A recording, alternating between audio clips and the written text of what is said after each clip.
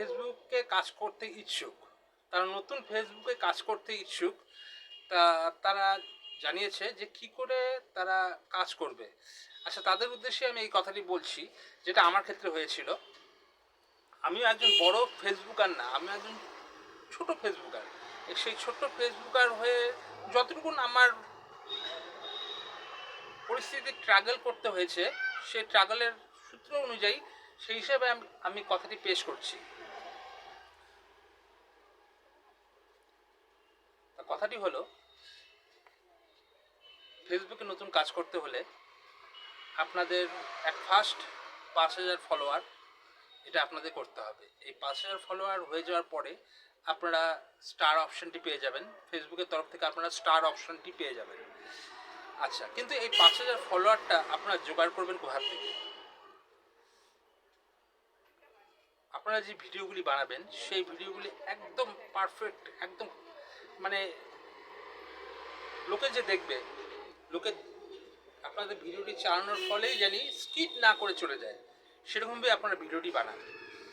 ঠিক আছে, বোঝাতে পারলাম কি? মানে এমনভাবে ভিডিওটি আপনারা তৈরি করুন, ঠিক আছে, যাতে আপনার ভিডিওটি চালু হলে দর্শকরা যাতে স্কিপ না করে চলে যায়, দর্শকরা যাতে মন দিয়ে আপনার ভিডিওটি দেখে। তার ফলে এবার দেখার ফলে অটোমেটিক্যালি কোনো দর্শকের মনে ইচ্ছা হবে যে এই ভিডিওটি আমি কন্টিনিউ দেখব, তখনই আপনাকে সেই ব্যক্তিটা ফলো করে দেবে। এরকম করেই ধীরে ধীরে ধীরে ধীরে আপনাদের ফলোয়ার বেড়ে উঠবে। আর কিছু মানুষ যারা নতুন নতুন ক্রিয়েটার, মানে ফেসবুকে নতুন কাজ করতে চান, তারা হয়তো চিন্তা করবেন যে তাদের কাকু কাকিমা, দিদি বৌদি, আত্মীয় স্বজন, বন্ধু বান্ধব এরা আছে, তা তাদের মোটামুটি মনে করুন 1,500 থেকে 2,000 বন্ধু বান্ধব, কাকু কাকিমা এদের মিলে আছে।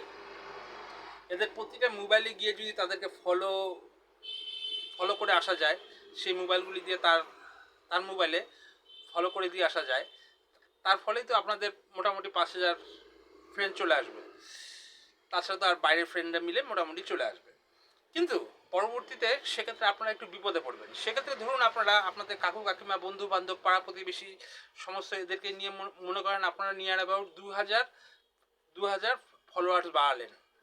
কিন্তু পরবর্তীতে যখন আপনারা কাজ করবেন, মানে 5,000 আপনার ফলোয়ার হয়ে গেল, আপনারা স্টার পেয়ে গেলেন, স্টার ফেসবুকের তরফ থেকে স্টার পেয়ে গেলেন, তার পরবর্তী যে স্টেপগুলি আছে, যে অ্যাডস অন ডিল, ইনস্টিম অ্যাড, ঠিক আছে, এগুলির ক্ষেত্রে আপনাদের একটু অসুবিধা হয়ে যাবে। সেক্ষেত্রে অসুবিধাটা কী হতে পারে? মনে করুন আপনাদের বন্ধু বান্ধব, কাকা কাকিমা, দাদা বৌদি, পিসি, এদেরকে নিয়ে আপনারা মোটামুটি মনে করুন 2,000 ফলোয়ার বাড়ালেন। কিন্তু এই 2,000 ফলোয়ারের মধ্যে নিয়ার অ্যাবাউট মোটামুটি 20 জন আপনাকে নিত্য নৈমিত্তিক, মানে প্রতিদিন আপনাকে লাইক কমেন্ট করছে। আর বাকি যে 1,800 জন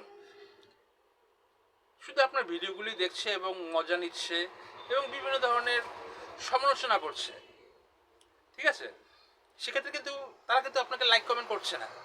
ঠিক আছে, সেই কারণে নতুন ক্রিয়েটারদের উদ্দেশ্যে একটা কথাই বলছি, আপনারা সবসময় মাথায় রাখবেন, আপনারা পাড়া প্রতিবেশী, বন্ধু বান্ধব, রিলেটিভ, এদের কাছ থেকে আপনারা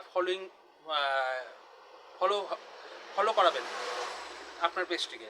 সবসময় মাথায় রাখবেন আপনারা বাইরের বন্ধু বান্ধবদের দিয়ে ফলো করাবেন, বা নতুন যে ফ্রেন্ড আপনাদের মোবাইলে আসলো তারাই দেখবেন আপনার পেজটিকে ধীরে ধীরে গ্রো করাবে।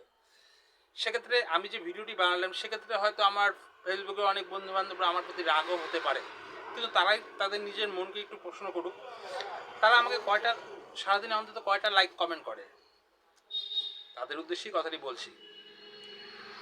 ঠিক আছে, সেই কারণে আমার ভিডিওটি যদি আপনাদের ভালো লেগে থাকে তাহলে অবশ্যই লাইক কমেন্ট করবেন এবং আপনাদের শেয়ার করে টাইম লাইনে রেখে দেবেন।